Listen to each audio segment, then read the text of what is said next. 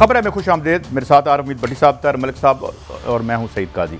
और दुनिया सहाफ़त के दो इंतहाई नुमाया नाम जो हमारे साथ हैं आज, जावेद चौधरी साहब और मोहम्मद मालिक साहब हमें ज्वाइन करें। मगर कुछ खबरें, उसके बाद सवालात का सिलसिला शुरू करते हैं। आर्टिकल 63A की तशरीह के बाद मुनहरिफ अरकान क्या अपोजिशन के साथ खड़े रहेंगे? MQM का पीपल्स पार्टी के साथ मुआहिदा हुआ नहीं हुआ, कहाँ कहानी खड़ी है? हुकूमत एमरजेंसी की बातें क्यों कर रही है? और 27 मार्च को वज़ीर आज़म साहब कौन सा तुर्क का पत्ता खेलेंगे? मोहम्मद मालिक साहब, आपकी तरफ आता हूँ। पहले ये कौन सा तुर्क का पत्ता है? अभी मैं जावेद चौधरी साहब से क्या कि पिछले 70 साल से अगले 24 घंटे नाजुक चल रहे हैं, तो क्या वाकई अगले 24 घंटे नाजुक हैं? और तुर्क के पत्ता कुछ आपको कुछ उसकी हमें गाइड करेंगे? खैर साहब, तुर्क का पता तो हमें समझ नहीं आ रहा, टू बी वेरी ऑनेस्ट। क्योंकि एक तो ये हो सकता है कि आखिरी मौके पर या वो अपने इत्तेहादी शो करा दें कि इत्तेहादी मेरे साथ है, या कोई लोग वापस आए, वो बात है।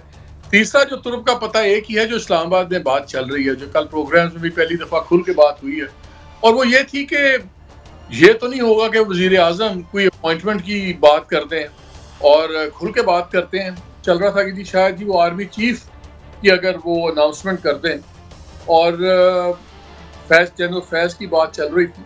और आज हम इसलिए खुल के बात कर सकते हैं कि कल जब जर्नलिस्टों से मुलाकात की प्राइम मिनिस्टर साहब ने, तो वहाँ पे जिक्र आ गया अपने कामरान खान साहब के वीलॉग का, जिसमें उन्होंने कहा था कि जी प्राइम मिनिस्टर को चाहिए अनाउंस कर दें कि वो जनरल फैज़ को नहीं लगाएंगे जैसा आम एक्सपेक्ट किया जा रहा है, और बड़ा उसमें फौज के अंदर भी बड़ा उसके अंदर रद्दमल आ सकता है, और दूसरा बुज़दार साहब को हटा देगा। तो उस पर कल प्राइम मिनिस्टर ने भी इनकार नहीं किया, बल्कि बकौल साबिर के उन्होंने बहुत कहका लगाया, इतना कहका लगाया कि उनकी आंखों से पानी आ गया और वो आंखें चमकनी शुरू हो गई, चेहरा सफ़ेद लाल हो गया। तो वो तो यही एक तुर्क का पता है। लेकिन ये तुर्क का पता क्या गवर्नमेंट बचाएगा या पूरा निज़ाम डुबोएगा, ये सवाल है जो परेशानी की बात हो रही है इस वक्त इस्लामाबाद के अंदर, कि ये बड़ा ख़तरनाक तुर्क का पता होगा। मुझे याद आता है, आपको याद है जब धरने में इमरान खान साहब आए थे 2014 के, तो उन्होंने 14 अगस्त की स्पीच दी और उनका कल मैं कितना बड़ा ऐलान करूंगा कि बस सब कुछ उलट जाएगा। और अगले दिन फिर उन्होंने ऐलान किया था सिविल नाफरमानी का, और वो फिर ख़त्म से होगी बात, वो बात बनी नहीं। सो यही एक तुर्क का पता है जो ड्राइंग रूम्स में और नॉलेजेबल सर्कल्स में बात हो रही है। इसके अलावा तो तुर्क का पता फ्रैंकली मुझे नहीं समझ आता, क्योंकि जब हम नंबर्स की गेम देखते हैं तो नंबर्स की गेम में तो इस वक्त गवर्नमेंट अपनी एडमिशन से हारी हुई है। 14 लोगों को नोटिस इशू किए हुए हैं, तो अगर आप बाकी छोड़ दें, सिर्फ वही 14 गिन लें, ऑपोजिशन तो कहती है हमारे पास 8-9 और भी हैं, हमारे पास 22-23 हैं, तो अगर ये 14 कोई देख लें तो नंबर्स गेम में तो आप नजर आ रहा है कि आपके पास मेजॉरिटी नहीं रही। तो अब तुर्क का पता तो फिर भी बहुत खौफनाक ही चीज होगी। बिस्मिल्लाहिर्रहमानिर्रहीम। चौधरी साहब, गुजारिश ये है कि अदम एतमाद की तहरीक आ चुकी है। 10 लाख की बजाय हुकूमत दावा कर रही है जलसे का, वहां 20 लाख लोग चले गए, हम क्या मान जाते हैं। तो क्या ये जो जिस तरह मालिक साहब फरमा रहे हैं, तुर्क का पता क्या हो सकता है? उसे अदम एतमाद में बेहतर ये ना होता कि हुकूमत स्ट्रेटेजी बनाती कि इत्तेहादियों को साथ मिलाए रखती और नाराज अरकान को रखती। उस जलसे से अदम एतमाद की तहरीक को क्या फर्क पड़ेगा? उधर तो 172 अपोजिशन ने पूरे करने हैं। डू यू थिंक कि वो क्या स्टेप ले सकते हैं बड़ा? देखिए, 4 तुर्क के पत्ते हो सकते हैं इस वक्त प्राइम मिनिस्टर साहब के पास, और वो चारों बहुत ही उनमें से कोई एक भी अगर वो इस्तेमाल करते हैं तो डेफिनेटली टेबल टर्न हो जाएगा। पहला तुर्क का पता ये हो सकता है कि वो पाकिस्तान पीपल्स पार्टी और नूर लीग के अरकान तोड़ के 27 मार्च का जो जलसा है उसमें स्टेज पे उनको खड़ा कर दे। मतलब 10, 15, 20 लोग जो हैं वो नून लीग के हों, MNAs, और कुछ पाकिस्तान पीपल्स पार्टी के हों, और वो तोड़ के गवर्नमेंट साथ ले आए और कहे कि ये देखें जी हमारी पार्टी को ज्वाइन कर रहे हैं, और अब अपोजिशन 172 लोग पूरे करके दिखाए। तो ये एक कार्ड है जो जाहिर है जिसके बाद यकीनन अपोजिशन पीछे हट जाएगी और ये उनकी जो तहरीक है वो कामयाब नहीं हो सकेगी। दूसरा तुर्क का पता वो है जो अभी मालिक साहब ने जिसका जिक्र किया है कि वो नए आर्मी चीफ का ऐलान कर दें, उनकी तकर्रुरी कर दें, या फिर जनरल बाजवा साहब की एक्सटेंशन का ऐलान कर दें। लेकिन ये काम जलसों में करने वाला नहीं होता, इसके लिए पूरा एक प्रोसीजर है, और बगैर प्रोसीजर के सिर्फ जलसों में ऐलान से ये एक ऐसा कार्ड है जो ज़ाया हो जाएगा, ये कार्ड इफेक्टिव नहीं रहेगा। और तीसरा जो सबसे बड़ा कार्ड हो सकता है वो ये है कि भुट्टो की तरह, जिस तरह जुल्फ़िकार अली भुट्टो साहब ने पिंडी में जलसा किया था और उसके बाद उन्होंने कागज़ फाड़ के अमेरिका को ललकार के और उसके बाद वो घर चले गए थे और हीरो बन गए थे, लीडर बन गए थे। ये भी हो सकता है इस कार्ड के भुट्टो की तर्ज सियासत पर चले जाएँ इमरान खान साहब और वो कोई 4, 5, 10, 15, 20 कागज़ ले आए, कौम के सामने कहें कि ये वो राज हैं जो मैं आपको बताना चाहता था, फिर वो कागज़ पढ़ने के बाद उसको फाड़ के हवा में फेंक दे के अमेरिका को ललकार दे कि जाओ मैं नहीं तुम्हें मानता, फिर वो अपोजिशन को कहें कि जाओ मैं नहीं तुम्हें मानता, फिर वो पाकिस्तान की हर किस्म की इस्टेब्लिशमेंट को कहें कि जाओ मैं नहीं तुम्हें मानता और अब मैं आवाम के पास जाऊँगा और वो एक नए जुल्फ़िकार अली भुट्टो की तरह वो आवाम के अंदर चले जाएँ और उसके बाद उसकी बेस पे वो अपनी सियासत का एक नया ऐलान कर दें, नया रुख सियासत का वो इख्तियार कर लें। और चौथी और अहम चीज़ ये है कि उस दिन वो अपने सारे इत्तेहादियों को और उन तमाम मुनर्रफ अरकान को जो इस वक्त अपोजिशन के पास है, उन सबको निकाल के स्टेज पे अपने साथ खड़ा करके उन्हें कहें ये मेरे इत्तेहादी खड़े हैं और ये वो मुनहरफ अरकान है जिसकी बेस पे अपोजिशन ये ऐलान कर रही थी कि हम ये अदम एतमाद जीत जाएंगे, ये सारे लोग मेरे साथ खड़े हैं और यहाँ से मैं इनको प्राइम मिनिस्टर हाउस लेके जा रहा हूँ, इनमें से कोई शख्स अब बाहर नहीं निकलेगा और आप जाने और आपके अदम एतमाद जाने और जाएँ जाके कामयाब करके दिखाएं। ये चारों पत्ते ऐसे हैं कि जिसमें से कोई एक भी अगर चल जाता है, सिवाय एक के आर्मी चीफ की तकर्रुरी है, उसका मेरा ख्याल है उसका कोई खास फ़ायदा प्राइम मिनिस्टर साहब को नहीं होगा क्योंकि वो प्रोसीजर को वायलेट करेंगे और मेरा नहीं ख्याल कि इदारा इस चीज़ को एक्सेप्ट करेगा कि आप पब्लिकली अनाउंसमेंट करें। बाकी तीन के तीन जो तुरब के पत्ते हैं उसमें से हर पत्ता इफेक्टिव हो सकता है और अगर ये चारों में से कोई पता प्राइम मिनिस्टर साहब के पास नहीं है तो फिर आप ये समझें कि 27 तारीख को ये गवर्नमेंट ख़त्म हो जाएगी, फिर ये आगे नहीं चल सकेगी। स्पीकर साहब की तरफ से एक कोशिश होगी कि जो मुनर्रफ अरकान वहाँ पे उस दिन वोट देते हैं अपोजिशन के हक़ में, उस वोट को होल्ड कर लिया जाए। लेकिन जो सुप्रीम कोर्ट ऑफ पाकिस्तान की प्रोसीडिंग चल रही है और जिस तरह चीफ जस्टिस साहब सवाल उठा रहे हैं, मेरा ख्याल है ये कार्ड भी आने वाले दिनों में इफेक्टिव नहीं रहेगा क्योंकि अगर इसको मान लिया जाए तो फिर इसका मतलब ये हुआ कि आइन में अदम एतमाद की फिर जरूरत ही नहीं। फिर जो मालिक साहब मैं आपसे इसके बाद मालिक साहब करते हैं, हमारी इतलात है वहां से हट नहीं सकेगा। मालिक साहब मेरा ये हमारी इतलात है कि वजीर आजम पाकिस्तान मोहतरम ने फैसला किया, यहाँ ये खबरें हैं कि स्पीकर असम्बली उस दिन जो नाराज अरकान है उनके वोट डलेंगे लेकिन उसे अकाउंट नहीं करेंगे, टोटल में अनाउंस कर देंगे कि अदम एतमाद कामयाब नहीं होती। ऐसी सूरत में अगर वो स्पीकर अनाउंस कर देते हैं, उनके वोट अकाउंट ही नहीं करते और अदम एतमाद कामयाब नहीं होती तो फिर आप क्या समझते हैं अपोजिशन के पास क्या ऑप्शन रह जाएगी? देखिए मेरा ख्याल है ये तो फैसला हो गया है भट्टी साहब, क्योंकि अगर आज आप फवाद चौधरी साहब का बयान सुने जो उन्होंने सुप्रीम कोर्ट के बाहर रिपोर्टर से बात करते हुए कहा, उन्होंने कहा कि जी हमें यहाँ से हमने ये फैसला चाहिए अदालत से कि ये जो डिस्क्वालिफिकेशन है ये ताहयात होगी या किस तरह होगी, और बाकी सारी बात करते करते उनके मुंह से एक जुमला निकला। उनके जहां तक वो बात है कि उन वोटों को उस दिन काउंट करना है या नहीं करना, इस किस्म का फिक्रा बोला, वो तो स्पीकर का इख्तियार है, स्पीकर फैसला करेगा। वो तो क्लियर हो गई है बात। आज अगर फवाद चौधरी का बयान देख लें कि वो ये समझते हैं कि ये स्पीकर का इख्तियार है, ये उनको भी पता है कि स्पीकर का इख्तियार नहीं है, मगर स्पीकर ने रूलिंग दे दी। अब उसका क्या सोल्यूशन है? वहां झगड़ा होगा, जाहिर है कोई धरने होंगे, कोई जो भी होगा, लेकिन वहां पे फैसला तो नहीं हो पाएगा। वो बात चली जाएगी फिर कोर्ट में। गवर्नमेंट का नजर आ रहा है स्ट्रैटेजी ये है कि हर चीज पे आप टाइम लें, क्योंकि हर एक एक्स्ट्रा दिन भी जो मिलता है वो हुकूमत के हक में जाता है। उनको एक टाइम मिल जाता है, कोई इंड्यूसमेंट देंगे, कोई वादे करेंगे, कोई वजारतें बांटेंगे, कुछ जो भी करें ताकि वो लोगों को, मुनहरिफ लोगों को तोड़ें, सब कुछ करें। 27 के जलसे का मकसद क्या है? 27 के जलसे का मकसद ये है कि हम इतना बड़ा एक जलसा करें कि इतना ज़्यादा पब्लिक प्रेशर पड़े कि जो इदारे हैं वो एक बारी फिर सोच लें अपनी अर्लियर स्ट्रैटेजी को। न्यूट्रलिटी, क्या इदारे न्यूट्रल रहना अफोर्ड करते हैं? मगर आई थिंक इस पे इदारे भी इस चीज़ को देख रहे होंगे कि जो जुलूस है, जलसा है, इसको अवाम का जलसा कह देना मेरा ख्याल है कि ज़्यादती होगी, क्योंकि ये प्योरली PTI के सपोर्टर्स होंगे जो मुल्क के तमाम हिस्सों से इकट्ठे लाए जा रहे हैं। इसलिए मैं जलसों को कभी भी अवाम की सपोर्ट नहीं समझता। PMLN का जलसा होता था तो सारे PMLN के वर्कर ही होते थे, उन्होंने तो आना ही था। इसलिए ये जो जलसा है और जो अभी तक बयानात प्राइम मिनिस्टर साहब के आ रहे हैं, ये मुझे लगता है कि मेंटली पोस्ट वोट की स्ट्रैटेजी कर रहे हैं और वो पोजिशनिंग ये कर रहे हैं कि अगर अर्ली इलेक्शन फिर कॉम्प्रोमाइज होता भी है देखें तुरब का पता तो ये है कि वो देखें कि आज मैंने ऐसा अनाउंस करें कि आज मैंने इतना बड़ा अवाम का जुलूस देखा है और अवाम आगे हैं, तो चलें मैं अवाम की अदालत में जा रहा हूँ, मैं यहीं खड़े होकर ऐलान करता हूँ, आए फिर जनरल इलेक्शन कर लेते हैं, आ जाए मेरे साथ सितंबर अक्टूबर में इलेक्शन कर लें, दूध का दूध पानी का पानी हो जाए, something like that. Behind the scenes क्या चल रहा है व्हाट्सएप? बिहाइंड द सीन्स ये चल रहा है कि प्राइम मिनिस्टर को सजेस्ट किया गया है कुछ दो इन्फ्लुएंशियल दोस्तों की तरफ से कि देखें अगर आप एक अर्ली इलेक्शंस पे आ जाएं तो ये चीज़ें अपोजिशन को भी समझाई जा सकती, वो भी अर्ली इलेक्शंस ही मांगते हैं। तो यहाँ से जवाब ये गया था, गवर्नमेंट के जो लोग बात कर रहे थे कि जी पहले वो वापस करें अपनी तहरीक, फिर हम इलेक्शंस की बात कर सकते हैं। ऑब्वियसली वो तो होगा नहीं, तो एक जलसे के अंदर जलसे का एक माहौल को बेसिस बना के लिए किया जा सकता है। मेरे नज़दीक तुरब के पत्ते दो ही हैं कि एक आप अपोजिशन का ब्लफ कॉल करें अर्ली इलेक्शंस का, और दूसरा जो मैंने पहले कहा है कि आप इतना ज़्यादा एक पूरे सिस्टम को एक भंवर में डाल दें, क्योंकि भंवर में अगर डलता है तो प्राइम मिनिस्टर के लिए तो विन विन सिचुएशन है। जैसे इस वक्त नंबर्स नजर आ रहे हैं, नंबर्स में तो सीधी सी बात है, खाली अगर उनके वो 14 लोग ही गिन लें तो बात खत्म हो जाती है। और अगर जावेद चौधरी साहब, मैं चाहूँगा कि आप इसी को आगे थोड़ा सा लेके जाएं, क्योंकि मुझे बड़ी माकूल बात लगी है मालिक की।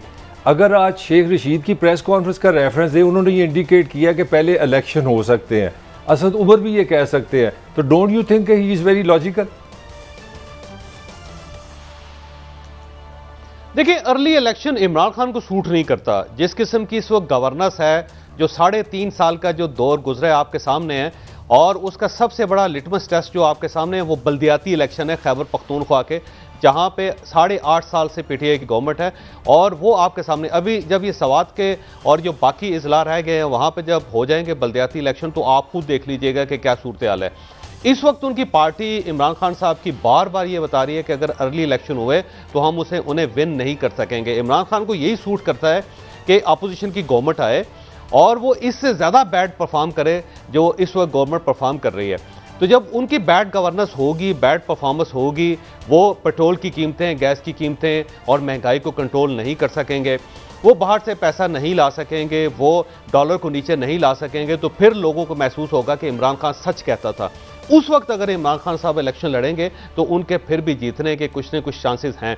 लेकिन अभी अगर फौरी तौर पे ये गवर्नमेंट ख़त्म करके अगर वो इलेक्शन में जाते हैं तो इमरान खान साहब को इस चीज़ का, इस हकीकत का पता है कि मैं ये बुरी तरह हार जाऊंगा। लिहाजा इस वक्त इमरान खान साहब को ये ऑप्शन सूट नहीं करता। उनको एक बुरी हुकूमत सूट करती है जो 7, 8, 10 महीने तक रहे और उसके बाद इलेक्शन हो और वो भी कुछ चीज़ भी परफॉर्म ना कर सके। यानी सारी पार्टियां मिल के जो गवर्नमेंट बनाएं, वो गवर्नमेंट भी अगर परफॉर्मेंस में इतनी पुअर हो जितनी ये गवर्नमेंट पुअर है या इससे ज़्यादा पुअर हो, तो वो फिर वो एक मुकदमा लेके अवाम के पास जा सकते हैं कि देख ले मैं अकेला था और जिस तरह मैं मुल्क को चलाता था मैं फिर भी इनसे बेहतर चलाता था। ये सारे मिल के नहीं चला सके, तो फिर वो उनका नैरेटिव इमरान खान साहब का बिक सकता है। और इस चीज़ को वो अंडरस्टैंड करते हैं क्योंकि वो बहुत समझदार आदमी, ऐसे आदमी नहीं है कि जिनसे ऊपर ये तवक्को की जाए कि वो अपने पाँव पे एक और कुल्हाड़ी मार लेंगे। अच्छा मालिक साहब, इमरान खान साहब जो तकरीर करेंगे, जी मेरा ख्याल ये है कि उसमें 3-4 ऐसे नुक्ते हैं जिसका वो जिक्र करेंगे। अगर आप कहें तो मैं बात मुकम्मल कर लूं, नहीं तो कोई जी प्लीज प्लीज मुकम्मल करें।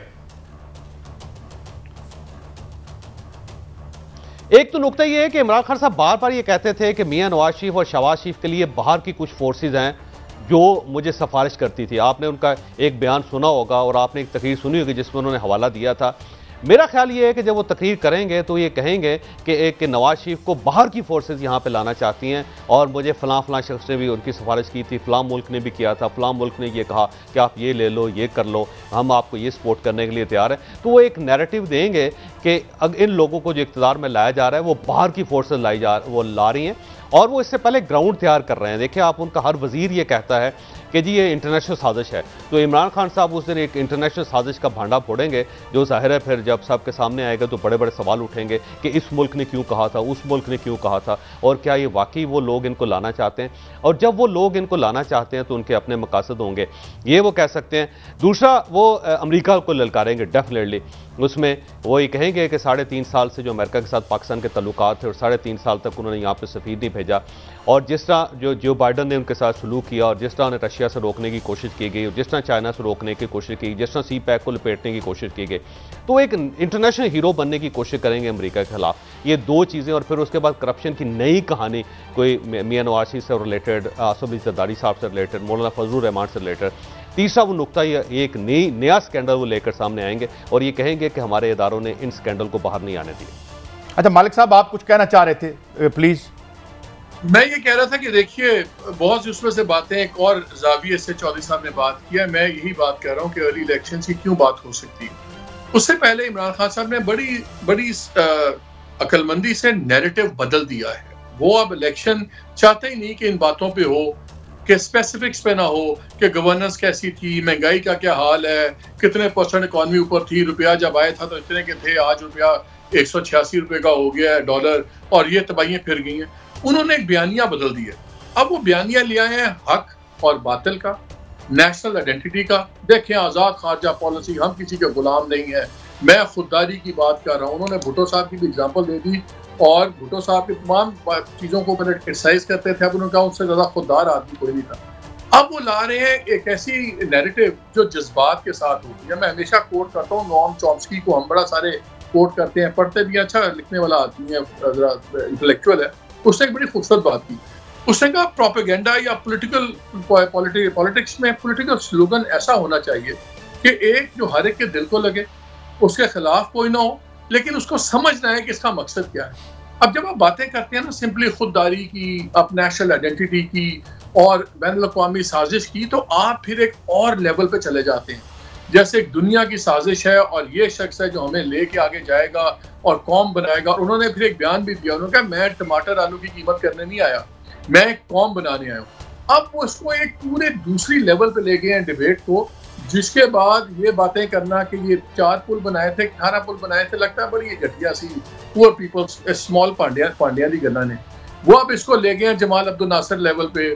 फिर उन्होंने OIC का भी जो किया, ठीक है, भुट्टो साहब की तो समिट थी, लेकिन फिर भी एक OIC हो गई, मुस्लिम उम्मा, ये सारा वो सारा मेरा ख्याल है देख ही ये चाह रहे हैं कि अगर अर्ली इलेक्शन होगी या कोई चीज़ होगी तो इस पैमाने पे नापा जाए। अगर ये पैमाना बन गया पॉपुलर नैरेटिव में, तो इस पैमाने में इनके करीब कोई नहीं फटकता।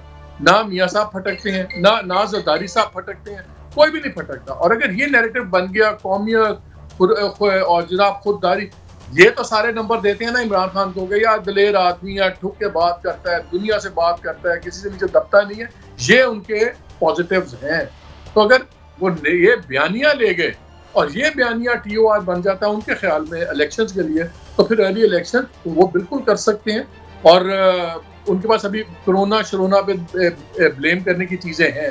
सो ये बड़ा इंटरेस्टिंग टाइम है इस वक्त, और ये बहुत बड़ा एक वो पॉलिटिकल गैम्बल कर सकते हैं, और पॉलिटिकल गैम्बल वो हमेशा करते हैं, इसलिए उनसे आप कुछ भी एक्सपेक्ट कर सकते हैं। अच्छा मालिक साहब और जो सब दोनों से सवाल, आप ठीक फरमा रहे हैं, वो बहादुर थे, उन्होंने एब्सोल्युटली नॉट किया। क्या ये कौम इतनी बेवकूफ़ है, उन्हें ये नहीं पता 3.5 साल पहले गंदम का क्या रेट था, बिजली का क्या रेट था, पेट्रोल कितने का था, डीजल कितने का था। इस मुल्क की 90% पॉपुलेशन जिन्हें गर्दी कर्जे या GDP का पता ही नहीं, वो सिर्फ सुबह कमाते हैं और रात को खाते हैं। क्या उन सब को इस डिबेट की तरफ ले जाकर आप हुकूमत अपना मकसद हासिल कर लेगी? ये सब भी करती है, तो अदम एतमाद तो वही रहेगी। क्या रिजाइन देंगे prime minister? Do you think? आप दोनों से मान से ये सवाल है जी। चौधरी साहब पहले आप बता दें जी। मालिक साहब बताइएगा कि मालिक साहब वो आपको ऑफर कर रहे हैं। देखिए, मैंने तो आपको कहा था कि ये बात ये करती है किसका बयानिया कौन बनाने में कामयाब हो जाता है। देखिए बड़ी साहब, हमारी कौम इतनी ज्यादा पोलराइज्ड है कि जिसने PMLN का वोटर है, उसने ये नहीं कभी पूछा कि यार मियाँ साहब नहीं जवाब दे सके A1 फील्ड डिपार्टमेंट का, ये सच है। उसने ये नहीं पूछा कि ठीक है जी मकसूद के अकाउंट में ये बिलियंस आए तो किस तरह है।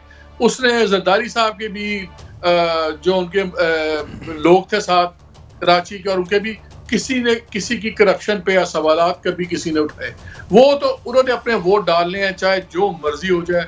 जियाले ने पीपल्स पार्टी को डालना है।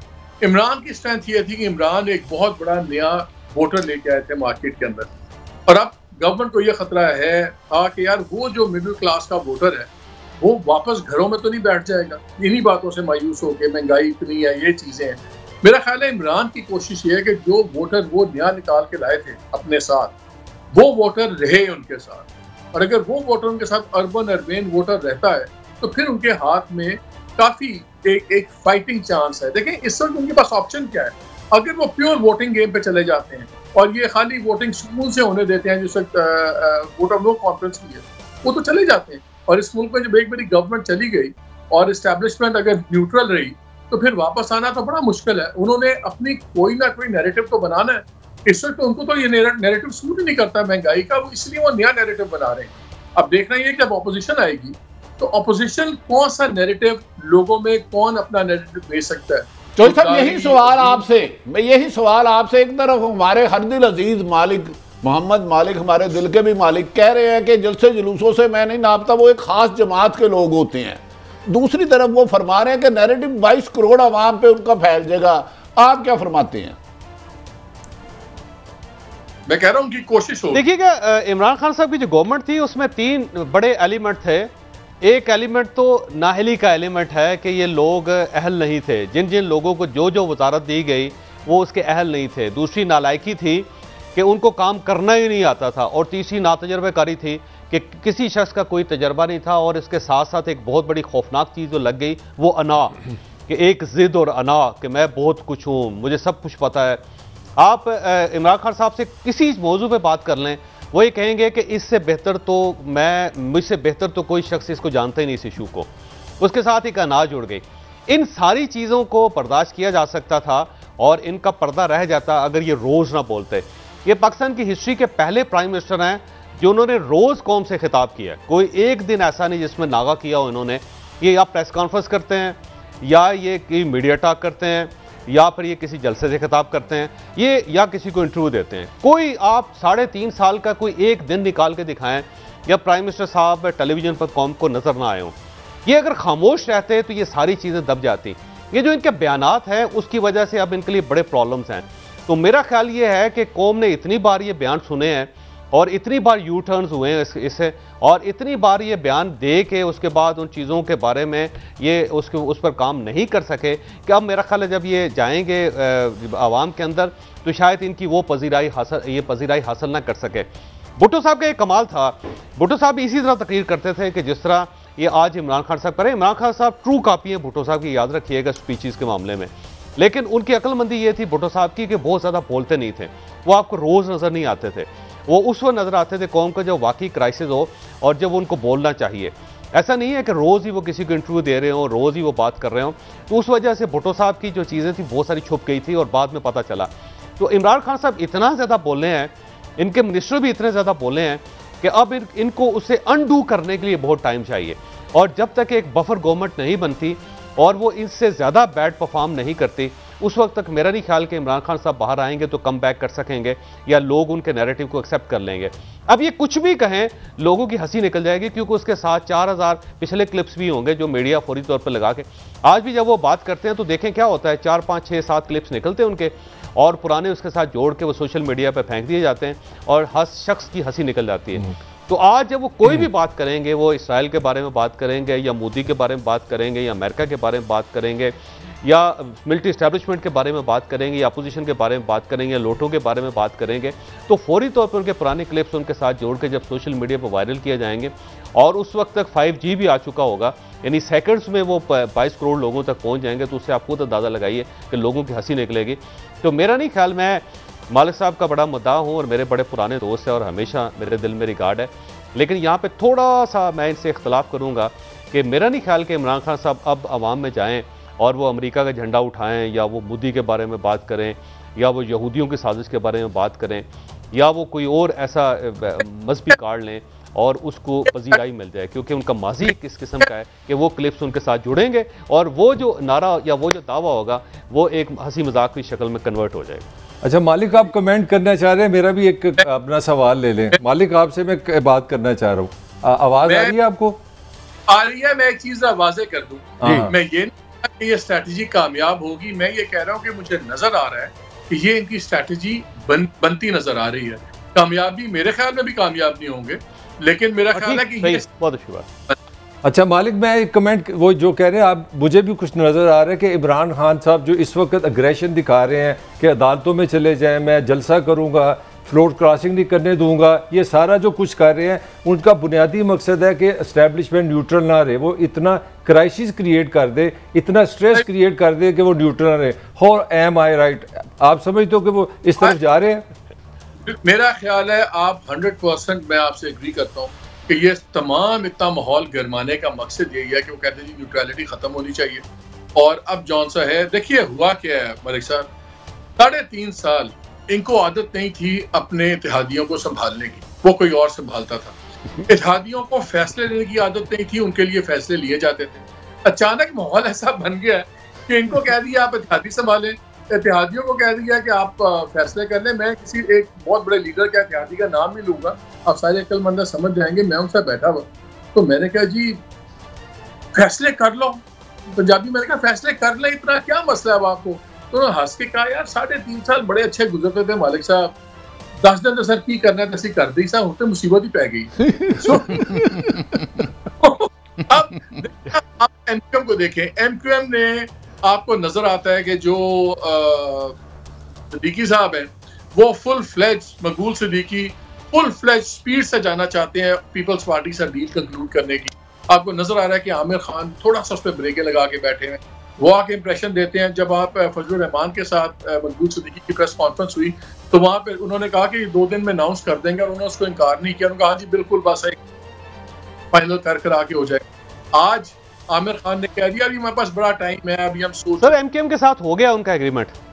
नहीं, मैं वही कह रहा हूं ना, एमकेएम के साथ एग्रीमेंट हो गया है। 13 एमएनए की सीटें कराची से एमकेएम के पास और गवर्नरशिप। एग्जैक्टली, मैं आपसे ये बात कर रहा हूँ कि वहां पे भी जो आखिरी मौके पे चीजें आगे पीछे हो रही हैं सब कुछ, हम तो वही बात कर रहे हैं कि इमरान खान साहब के पास क्या ऑप्शन।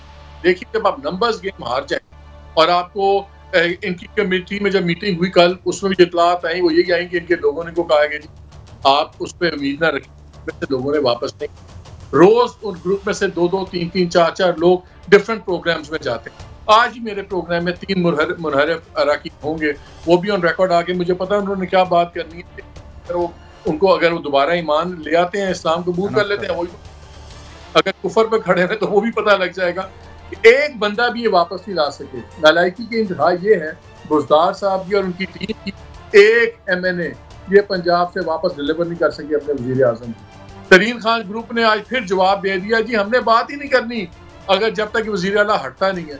तो नंबर्स गेम तो बिल्कुल हाथ से निकली हुई। अब इमरान खान साहब के पास यही ऑप्शन है ना कि गेम का आप पूरा स्केल चेंज कर दें, उसको बैन अवी स्केल कर दें, उसको कौमी नेशनल आइडेंटिटी का स्केल कर दें, बिकॉज जिन स्केल्स पे गवर्नमेंट ने चलना था उस पे तो फेलियर हो गया और उसके अंदर वो जीत नहीं पा रहे। तब 2 ही ऑप्शन कि आप इतना बड़ा केओस क्रिएट कर दें, वो कहते हैं ना केओस बाय डिजाइन, कि हर केओस वैसे नहीं बनता, केओस बाय डिजाइन भी होता है कि न्यूट्रलिटी को मजबूर कर दें कि या वो बीच में पीस मेकर का रोल अदा करे और या फिर ठीक है अगर सारा गिरता है। याद है एक जमाना आया था जब मियाँ साहब ही नाम ले लेके जनरल बाजवा का और जनरल फैज का नाम लेके कहते थे कि तुम जिम्मेदार हो, तुमने ये किया, ब्ला ब्ला ब्ला। क्या सारा निजाम गिर जाए? हमें तो इस निजाम में मिलना कुछ नहीं है, गिर जाए नया बनेगा। मालिक साहब मुझे एक ब्रेक लेनी है और मैं जानता हूं आपने कहीं जाना है, विल रियली मिस यू, बहुत ही वैल्यूएबल आपका कंट्रीब्यूशन होता है, but thank you very much. और लेकिन जवेद चौधरी साहब हमारे साथ हैं और जब मैं वापस आऊँगा तो एक ऐसा सवाल मैं उनसे पूछूंगा जो बिल्कुल डिस्कस नहीं हो रहा और जो मुझे लगता है सबसे अहम फैक्टर है। एक ब्रेक के बाद वेलकम बैक। चौधरी साहब आपने भी बड़ा खूबसूरत एनालिसिस किया, मगर एक थोड़ी चीज़ मैं कहना चाहता हूँ कि जुल्फ़िकार अली भुट्टो के दौर में उसने एजुकेशन फ्री कर दी थी, स्टूडेंट्स के किराए ख़त्म कर दिए थे। 1973 का बजट में 43% आवाम के लिए रखा था, यानी एक पाकिस्तान की तारीख की सबसे बड़ी इस्लाहत उन्होंने की थी। सोशलिज्म वगैरह तो नहीं हुआ था मगर इस्लाहत हुई थी। सवाल ये है कि अगले बजट में $23 बिलियन चाहिए, पैसा हमारे पास एक नहीं है। चाइना से हम रिक्वेस्ट कर चुके हैं, ब्रेक अवे और ब्रेक नेक इन्फ्लेशन है, रमज़ान आ रहा है। आप समझते हैं कि ऊपर तो इशराफिया अपने सौदा सलफ पे लड़ रही है, नीचे अवाम से भी नीचे कट अक्रॉस कर सकती है ये महंगाई, और लोग जिस तरह आप श्रीलंका देख चुके हैं डिफॉल्ट कर गए और वहाँ पे मुजाहरे हो रहे हैं, खुदा खास्ता ना हो यहाँ पे। आपका क्या टेक है? देखिए कैसा साहब, आप क्योंकि इकोनॉमी के आदमी हैं और मैं आपको बहुत पुराना जानता हूँ, आप मैशत को बहुत अच्छी तरह जानते हैं, बहुत अच्छी तरह समझते हैं। आपने बात बिल्कुल 100% दुरुस्त की है कि आने वाले दिनों में हमारा बजट जो है वो बड़े डिप्रेशन में और बड़े प्रेशर में होगा, इसमें कोई शक नहीं है। और जैसे जुल्फ़िकार अली भुट्टो साहब का आपने नाम लिया, तो जुल्फ़िकार अली भुट्टो साहब ने अपनी एक कोड डेवलप कर दी थी। वो गरीब आदमी था, गरीब आदमी उस वक्त हारी भी था, किसान भी था, मजदूर भी था। तो उन्होंने जुल्फ़िकार अली भुट्टो जब पॉलिटिक्स में आया तो उन्होंने देखा कि ये मेजॉरिटी है और ये सारे वोटर भी हैं, तो उन्होंने सबको अपने साथ लगा लिया। उस वक्त उन्होंने राशन कार्ड बनाए, फिर उन्होंने ये यूनियंस बनवाई और यूनियंस को साथ गवर्नमेंट के साथ मिलाया। फिर उन्होंने ओल्ड एज बेनिफिट्स दिए मजदूरों को, किसानों को। उन्होंने पिछे हुए तबके को अपने साथ शामिल करके अपना वोट बैंक बढ़ा लिया। इमरान खान साहब के पास भी ये ऑप्शन था, लेकिन इमरान खान साहब ने उस ऑप्शन को एक्सरसाइज नहीं किया। एहसास कार्ड की शक्ल में उन्होंने कोशिश की कि कुछ लोग इनके साथ जुड़ सके, लेकिन महंगाई का लेवल इतना ज़्यादा है कि मेरा नहीं ख्याल कि उन लोगों को कोई एहसास कि 1000 रुपये का कोई खास फ़ायदा होता होगा, या ये जो पैकेज दिया है गवर्नमेंट ने उसका कोई खास फ़ायदा आम आदमी को होगा। तो वो ये लूज़ कर गए। अलबत्ता इनके साथ कुछ लोग शामिल हुए हैं जो ज़ाहिर सारी पार्टियों के साथ होते हैं, वो होते हैं मल्टी बिलियनर बिजनेसमैन, ऐसे बड़े बिजनेसमैन के जो हर गवर्नमेंट के साथ मिलके अरबों को खरबों रुपए में कन्वर्ट कर देते हैं। तो इस वक्त इस गवर्नमेंट में अगर किसी शख्स को फ़ायदा हुआ है तो वो हुआ है जो लार्ज स्केल मैन्युफैक्चरर थे, जिनको बार बार गवर्नमेंट भी कहती है कि देखें, उनसे पूछें कि पाकिस्तान की इकॉनमी में कितना फ़र्क पड़ा। डेफिनेटली उनको बड़ा फ़र्क पड़ा। अगर वो अगर अरबपति थे तो वो खरबपति हो गए हैं। लेकिन क्या सवाल ये है कि क्या वो इमरान खान साहब के साथ भी खड़े होंगे? मेरा नहीं ख्याल कि वो इमरान खान साहब के साथ खड़े होंगे। वो नई हुकूमत की तलाश में है और नई हुकूमत के साथ खड़े हो जाएंगे। तो वो जो वोट बैंक इमरान खान साहब ने बनाया अमीर लोगों का, वो भी इमरान खान साहब का साथ नहीं दे सकेगा अनफॉर्चुनेटली। आने वाले दिन बड़े मुश्किल हैं जी, इसमें कोई शक नहीं। कर्जे बढ़ गए हुए हैं और कर्जों की किस्तें भी हमने देनी है, और बिजली के नर्क जो है अच्छा जोई साहब थोड़ी सी इंटरप्शन जारी रहती है तो पेट्रोल जो है नाकाबिले बर्दाश्त हो जाएगा पाकिस्तान के लिए। जोई साहब मैं आप नहीं समझते इस हालात में इमरान के लिए ये तो लॉटरी है, एग्जिट बेहतरीन बन रहा है। अदम इत्मीद, ये जो क्राइसिस है, इससे तो जान छूट जाएगी। अगर इमरान एग्जिस्ट करते हो तो अगला इलेक्शन, अगला बजट उनके लिए तो अजाब बन जाएगा। देखिए, अगर इमरान खान समझदार हो तो बहुत अच्छी बात है। वो बड़े आराम से इसको फेस करते हैं, इज्जत के साथ उन्हें कहते हैं जी ठीक है, आपके लोग बढ़ गए हैं, मैं इज्जत के साथ जा रहा हूँ, मोस्ट वेलकम, आप आएँ और आप अपना काम चलाएं और मैं आपको सपोर्ट करूँगा। ये एक बेहतरीन स्ट्रेटजी थी, लेकिन इमरान खान साहब ने ये वक्त ज़ाया कर दिया और उसके बजाय वो कन्फ्रंट करने पे आ गए। और जब लड़ाई पे आए तो ज़ाहिर है उसके बाद जब लड़ेंगे तो फिर आपको लोग ये नहीं समझेंगे कि आप ऑनरेबल तरीके से गए, बल्कि लोग ये समझेंगे कि आप शिकस्त खा के गए हैं, आप नाकाम होकर गए हैं। तो इमरान खान साहब जो है ना, जब उन्होंने कहा ना कि आखिरी गेंद तक लड़ूंगा, तो उसका नुकसान इमरान खान साहब को होगा। ये अगर आज से 10, 15, 20 दिन पहले ये फैसला कर लेते कि बहुत अच्छी बात है जी, हम 28 तारीख को सेशन बुलवाएंगे, 25 तारीख को सेशन बुलाएंगे, आप अपने लोग ले आएँ और अगर आपकी तादाद ज़्यादा है तो मैं क्विट कर जाऊँगा गवर्नमेंट से और मोस्ट वेलकम आप आएँ, उससे इमरान खान हीरो बन जाते। लेकिन मेरा ख्याल है उन्होंने एक गलत स्ट्रैटेजी पे चले गए हैं कि मैं लड़ूंगा, मैं सबको नंगा करूंगा, मैं सबको बताऊंगा कि उन्होंने क्या किया है, मेरे साथ क्या हुआ है और इंटरनेशनल एस्टैब्लिशमेंट क्या करना चाहती है। वो एक गलत कार्ड खेल गए जिसका इमरान खान साहब को डेफिनेटली आने वाले दिनों में अच्छा तो सब गुजारिश है, एक तो इमरान खान साहब अदम नाकाम कर देते हैं, अगले इलेक्शन में भी ये ठीक ठाक सीट्स ले लेते। अच्छा चौधरी साहब, एक तो इमरान खान साहब अदम नाकाम कर देते हैं, तो वो अपना इरादा बता चुके हैं कि वो नशिस्त पे उनके निशाने पर कौन कौन है और वो यकीनन फिर 1.5 साल में कोई खतरा नहीं। लेकिन अगर 1% अदम एतमाद कामयाब हो जाती है तो जो इत्तेहादी इस वक्त अपोजिशन आप समझते हैं वो मिल के 1.5 साल हुकूमत करने को प्रेफर करेंगे कि जल्द इलेक्शन की तरफ जाएंगे? अपोजिशन अगर आ जाती है, अगर नहीं कर सकें तो फिर आप क्या तसादुर देख रहे हैं? इत्तेहादियों की गवर्नमेंट बनती है तो वो भी अच्छी गवर्नमेंट नहीं होगी, और मेरा ख्याल ये है कि वो गवर्नमेंट मैक्सिमम नवंबर तक चलेगी। नए आर्मी चीफ की अपॉइंटमेंट करने के बाद वो गवर्नमेंट खत्म हो जाएगी और उससे पहले कुछ इजलाहात करना चाहते हैं। मसलन वो नैब को ख़त्म कर देंगे, नैब के लिए एक नया कानून बनाया जाएगा और इस कानून में पीटीआई खुद शामिल होगी, उसमें साथ बैठेगी। आप गवर्नमेंट के साथ ये ज़हन में रखिएगा, क्योंकि इनका एक फॉरवर्ड ब्लॉक बनेगा और वो फॉरवर्ड ब्लॉक अपोजिशन के साथ मिल के बहुत सारी रिफॉर्म्स करेगा। उसमें नैब का रिफॉर्म होगा, नए जजेस की अपॉइंटमेंट की रिफॉर्म्स होंगी, उसमें इलेक्टोरल रिफॉर्म्स होंगे, उसमें मेशत का एजेंडा तय किया जाएगा और उसमें एक और बहुत बड़ी चीज़ ये तय की जाएगी कि जो आर्म्ड फोर्सेस हैं, उनके जो चीफ्स हैं, उनकी तकर्रुरी कैसे होनी चाहिए। उसके लिए मेरा ख्याल ये है कि अपोजिशन का फार्मूला ये है कि जो सीनियर मोस्ट है उसको automatic chief justice of Pakistan की तरह उसको अपॉइंट कर दिया जाए। यानी जो प्राइम मिनिस्टर का इस्तेहकाक है कि आपके पास 4 लोगों की समरी आती है, उसमें से किसी एक को आप सेलेक्ट करते हैं, तो वो प्राइम मिनिस्टर अपना इख्तियार जो है वो विड्रा कर लेगा और ये फैसला हो जाएगा कि जो शख्स भी सीनियर होगा, जो जनरल सीनियर होगा, वो ख्वा एयरफोर्स से ताल्लुक हो उसका, या नेवी के साथ ताल्लुक हो, या फिर वो अस्करी फ़ौज के साथ ताल्लुक हो, उसमें से जो भी है वो सीनियर है उसको चीफ बना दिया जाएगा। तो ये मेरा ख्याल है इस्लाहात अपोजिशन करना चाहती है, जो मैं ये समझता हूँ। तो ये सिर्फ रिफॉर्म्स तक ये चीज़ें रहेंगी, उसके बाद ये गवर्नमेंट ख़त्म हो जाएगी। इस गवर्नमेंट को लिंगर ऑन करना किसी को भी सूट नहीं करता, ना मौलाना फजलुर रहमान को सूट करता है, ना पाकिस्तान मुस्लिम लीग नून को सूट करता है, ना ही पीपल्स पार्टी को सूट करता है। सिर्फ एक शख्स को सूट करता है और उसका नाम चौधरी परवेज़ इलाही है, काफ लीग है। लेकिन मेरा ख्याल ये है कि इस मौजूदा सिनेरियो में चौधरी साहबान जो अपनी दूसरी ट्रेन भी मिस कर चुके हैं, तो मेरा नहीं ख्याल कि उनको कोई खास फायदा होगा इस। अच्छा चौधरी साहब ये बताएं, मियां नवाज शरीफ साहब की वापसी के हवाले से, और ये भी अफवाहें गर्दिश कर रही हैं, खबरें तो रही नहीं, अफवाहें चलती हैं कि बजट अगला जो है जनाब तैयारी कर रहे हैं इसहाक डार साहब, हमें रोजाना धमकी मिलती है। तो ये फरमाइएगा कि क्या इस बारे में आपके पास क्या खबर है? देखिए, एक तो वज़ीर ख़जाना पाकिस्तान मुस्लिम लीग नून का होगा, ये आपकी बात बिल्कुल ठीक है, और इसहाक डार साहब उसमें डेफिनेटली वो मामलत करेंगे। लेकिन जो नई गवर्नमेंट होगी, मेरा ख्याल है मिफ्ता इस्माइल साहब को ये अपॉइंट करेंगे उसके लिए, और वो इलेक्टेड नहीं है, लेकिन इसके बावजूद इनको कोई प्रॉब्लम नहीं उनसे, वो आएंगे। और ज़रा आप 3 महीने तक तो 45 दिन तक तो किसी शख्स 6 महीने तक तो आप वज़ीर ख़जाना रख सकते हैं, और वो मिफ्ता इस्माइल साहब जो है ये बजट अनाउंस करेंगे। लेकिन इसहाक डार साहब कुछ चीज़ें बना रहे हैं कि जैसे डॉलर को नीचे लाना, उनके पास एक फार्मूला है, और जब ये गवर्नमेंट आएगी तो ये डॉलर को 10, 15, 20 रुपये नीचे ले आएगी।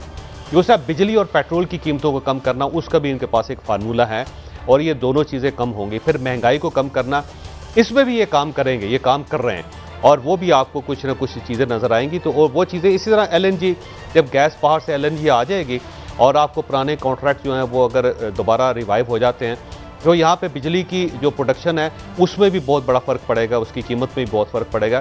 क्योंकि ये मौजूदा सिस्टम जो चल रहा है, ये अगर चलता रहा तो आने वाले 3-4 माह में पर यूनिट पाकिस्तान को 39 रुपये का पड़ेगी बिजली, जो पाकिस्तान का आवाम, मेरा नहीं ख्याल कि आम आदमी तो क्या कोई ख़ास आदमी भी अफोर्ड नहीं कर सकता पाकिस्तान जैसी इकॉनमी में कि वो इतने पैसे अदा कर सके बिजली के। तो आने वाले दिनों में ये एक फार्मूला, एक मुश्तरका जो एक इत्तेहादी गवर्नमेंट है वो बना रही है, और उसमें ये आवाम को रिलीफ ज़रूर देंगे। क्योंकि अगर ये आवाम को रिलीफ नहीं देते तो आवाम खुद ये सोचेंगे कि इससे तो इमरान खान साहब बेहतर थे, वो कम से कम इंटरटेनमेंट का मुजाहरा तो कर देते थे, रोज़ एक बयान देते थे, और शाम को हम जितने भी दुख होते थे हंस के उन दुखों को भूल जाते थे। तो ये तो वो भी नहीं कर रहे हैं। तो मेरा ख्याल ये है कि अपोजिशन जो है उसकी गवर्नमेंट लंबी नहीं चलेगी, इत्तेहादी गवर्नमेंट लंबी नहीं चलेगी, कुछ रिफॉर्म्स करेंगे। और रिफॉर्म चौधरी साहब, मेरा आखिरी क्वेश्चन आपसे, आपने जाना है, आपकी रिकॉर्डिंग भी है, ये फरमाइए कि मरियम, फरवरी और मार्च के अंदर इलेक्शन हो जाए, मरियम साहिबा और नवाज शरीफ साहब का क्या मुस्तकबिल देख रहे हैं politically, considering there attacks, previous attacks on the establishment? मेरे ख्याल देखिए, मियां नवाज शरीफ साहब की वापसी तो है, लेकिन वो पॉलिटिक्स में एक्टिव रोल अदा नहीं करेंगे। सरदस वो चाहेंगे कि अगले जब इलेक्शन हो तो उस वक्त वो फैसला करें कि उन्होंने किस पोजीशन पे आना है, क्या उन्होंने दोबारा प्राइम मिनिस्टर बनना है या वो प्रेसिडेंट की हैसियत से वो ऐवान सदर में जाएंगे। और मरियम साहिबा के बारे में अगर मियां शहबाज शरीफ साहब को कंटिन्यू रखती है पार्टी है, तो मेरा ख्याल है मरियम साहिबा को फिर एक्टिव नहीं रखेंगे अगले इलेक्शन के दरमियान।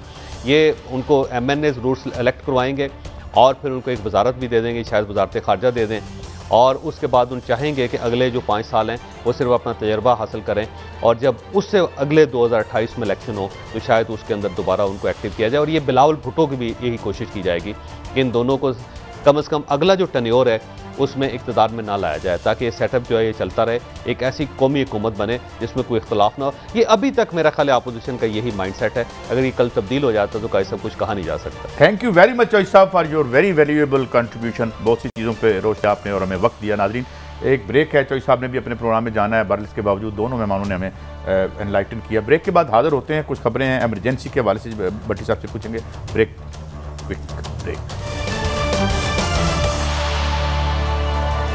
Welcome back. भट्टी साहब, बहुत सी बातें हुई, मैं आपसे एक सवाल करना चाहता हूँ। आप एक गुफ्तगू के खुद ऐनी शायद हैं, जहाँ पे ये कहा गया था कि मिफ्ता इस्माइल साहब ने कहा था कि अगर हमें हुकूमत जो हम करके जा रहे हैं, अगर हमें हुकूमत मिलती भी है तो नहीं लेनी चाहिए। तो can they correct this situation? और आप समझते हैं कि अपोजिशन की इतनी तैयारी है जिस तरह चौधरी साहब ने फरमाया? ऐसा काई साहब गुजारिश ये है, एक तो अदम एतमाद नाकाम हो जाती है तो इमरान खान साहब बहुत अग्रेसिव होंगे, अपोजिशन को लग पता जाएगा। दूसरी, अपोजिशन के पल्ले ही कुछ नहीं है। एक अहम तरीन मुल्क की शख्सियत, उनके पास उस वक़्त के 2 मिनिस्टर गए, फिनांस मिनिस्टर जिसमें मुफ्ता इस्माइल साहब भी कहते हैं, उन्होंने कहा दुआ करो जो हमने 6 महीने इस मुल्क को तबाह किया है ना, हमारी हुकूमत ना आ जाए, हुकूमत कोई माइका लाल नहीं चला सकता। मेरी नज़र में अगर अपोजिशन कामयाब होती है, मैंने कहा अगर, क्योंकि ये तो फैसला उस दिन करना है, अपोजिशन से 5 दिन नहीं 1 महीना भी हुकूमत नहीं चलनी और आपस में दस्तों गिरे बाँ हो जाएंगे। क्योंकि जब हुकूमत बनेगी ना, सर किसी का, नाक किसी का, कान किसी का, बाजू किसी के, दिल किसी का, गुर्दा किसी का, किडनी किसकी, टांग किसी की। इनसे हुकूमत ना, इनसे पेट्रोल कम होगा, अमेरिका नहीं कम कर सका, यूके नहीं कर सका, वो तो बढ़ रहे हैं भट्टी साहब, वहाँ बढ़ रहे हैं डॉलर। इनके पास इसाक डार साहब के पास कोई ऐसी स्ट्रेटेजी होती तो अपनी हुकूमत में वो जादू दिखाते, आखिरी 6 महीने में किया। मेरे ख्याल में अगर अपोजिशन हुकूमत जाती है तो मौजूदा क्राइसिस से ज़्यादा आवाम क्राइसिस में आएगी। बदकिस्मती है इन सारे मामले में, हम चंद अरबपति ख़ानदान सोच रहे हैं और 90% लोग जो मजदूर है, जो रोज़ खाना कमाते हैं और खाते हैं, किसान हैं, आम क्लर्क है, चौकीदार है, गार्ड है, या इस किस्म के लोग हैं, उसको हमने नज़रअंदाज कर दिया है। अगर ये अपोजिशन काम हुई तो आपस में एक दूसरे पर इल्ज़ामत लगाएंगे संगीन तरीन। और रह गई बात नवाज शरीफ और मरियम साहब की, शायद आप नहीं समझे अभी तक, उन दोनों को अदालत ने नाअहल किया हुआ है। जब तक अदालत उन्हें अहल नहीं करती, कैसे वो कोई सरकारी ओहदा ले सकते हैं? नवाज शरीफ और मरियम साहबा तो अदालत से नाअहल है ना, वो आके कोई भी सरकारी ओहदा नहीं ले सकती। मैं आगे तसादम देखता हूँ, तसादम, अल्लाह करे ना हो, अल्लाह करे ना हो, अल्लाह करे ना हो। इस मुल्क के लिए बेहतर हो चाहे हुकूमत जीते या अपोजिशन। अपोजिशन ज़्यादा देर नहीं चल सकेगी, वो सिर्फ एक नुक्ते पे इकट्ठी है, इमरान को घर भेजना है ताकि तो उसके एहतसाब से बच सके। इसके अलावा किसी और नुक्ते पे अपोजिशन यकजा नहीं है। सर मेरे 2 बड़े वाज़ेह सवाल, फिर मैं उसी मीटिंग की बात करूँगा जिसमें 2 वाक़यात मेंशन किए। एक आला तरीन शख्सियत है कि एक डिप्लोमेट ने आके शिकायत की कि हम जहाँ वेस्ट की फैक्ट्री लगाना चाहते हैं तो इसाक डार साहब ने पैसे मांग लिए, यानी ये कहा। तो क्या या उनसे एक आला तरीन शख्सियत ने पूछा कि यार ये जो तुमने सफ़ेद हाथी बनाया है, ये 11.5 मिलियन डॉलर का एक किलोमीटर, तो उन्होंने कहा जनाब वो तो हमें सियासी फैसला। Do you think they are the remedy और दे आर द डिजीज़? कहीं साहब मेरा आपसे एक बड़ा बुनियादी इख्तलाफ है भट्टी साहब और आपकी थिंकिंग है। आप लोगों ने जितना शोर डाला ना कि ये पॉलिटिशियन सारी करप्शन करते हैं, इनके पास प्लान नहीं है, ये इशू ही नहीं है। ये डेफिनेटली करप्ट है, इनके पास प्लानिंग नहीं है, ये नाकस है, सारी बात। फिर आपका मेरा इख्तलाफ कहाँ हुआ? मेरा सवाल पर बात लेना या फिर कमेंट आप बाद में करें। मेरा कमेंट है, जब तक आप रियासती इदारों का खर्चा, ये सारी स्टेट चल रही है, इसके अपने इतने एक्सपेंस हो गए कि आप दुनिया के सबसे ईमानदार पॉलिटिशियन भी ले आएंगे, इस निज़ाम में वो कर ही कुछ नहीं सकते। ये असल इशू है पाकिस्तान का। पाकिस्तान के जितनी भी कॉरपोरेशन है, पाकिस्तान के जितने सरकारी मुलाजम है, पाकिस्तान का मसला क्या है? पेंशन के लिए पैसे नहीं है। पाकिस्तान का मसला क्या है? PIA नहीं आप चला सकते। पाकिस्तान का मसला क्या है? आप 43 रुपीज़ का यूनिट है इस वक्त बिजली का। आज ये हुकूमत, चल बानली भट्टी साहब की बात मेरी आप सुन लें, लास्ट फिक्र ये लास्ट फिक्र ले लें। भट्टी साहब की बात से मैं 200% एग्री करता हूँ, इनके पास कोई प्लान नहीं। मगर मुझे बताएं, आप 12 लाख रुपए एक दिन गाड़ी की कीमत बढ़ाई जिस हुकूमत में, वो जिंदा रह सकती है? जिस हुकूमत में डॉलर 185 रुपए का हो जाए वो जिंदा रह सकती है? 43 रुपए का यूनिट है इस वक्त, ये हुकूमत रह सकती है? मैं सवाल मैंने एक ब्रीफ सवाल आपने यहाँ एक स्टोरी दी थी कि सबसे बड़ी करप्शन यहाँ की सिविलियन लीड करती है, ये यूनाइटेड नेशन की स्टोरी थी कि 17 बिलियन डॉलर में सबसे बड़ी चोरी जो है वो कॉर्पोरेट सेक्टर करता है, जिससे आपके ये सारे सियासतदान आते हैं। आप कहते हैं रियासत को ठीक करो, रियासत को पार्लियामान ने ठीक करना है, एस्टैब्लिशमेंट को रेन इन करना है पार्लियामान ने।